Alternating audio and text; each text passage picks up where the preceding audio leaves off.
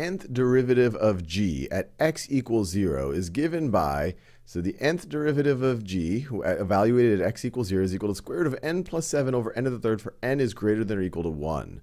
What is the coefficient for the term containing x squared in the Maclaurin series of g?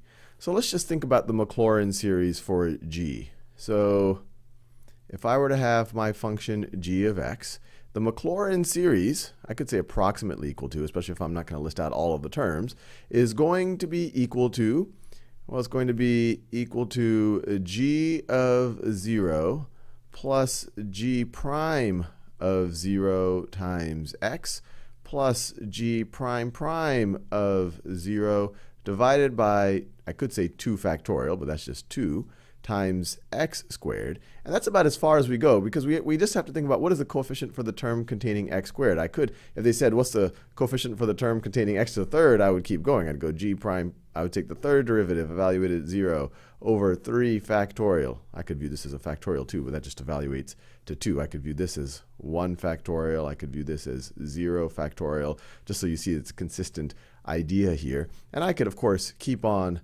going. But we just care about, they're just asking us, what is the coefficient for the term containing x squared?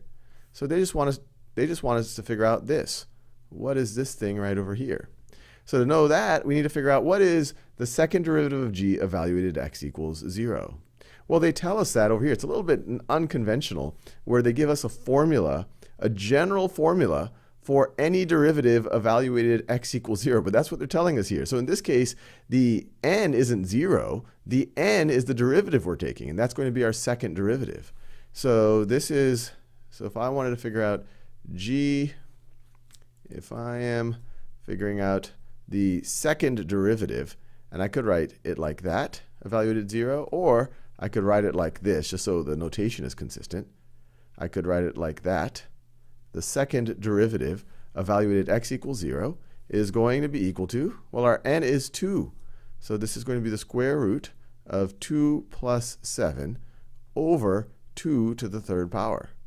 So 2 plus 7 is 9. Take the principal root of that. It's going to give us positive 3 over 2 to the third, which is 8. So this part right over here is 3/8. So the whole coefficient is going to be 3/8, that's this numerator, divided by 2, which of course is equal to 3 over 16.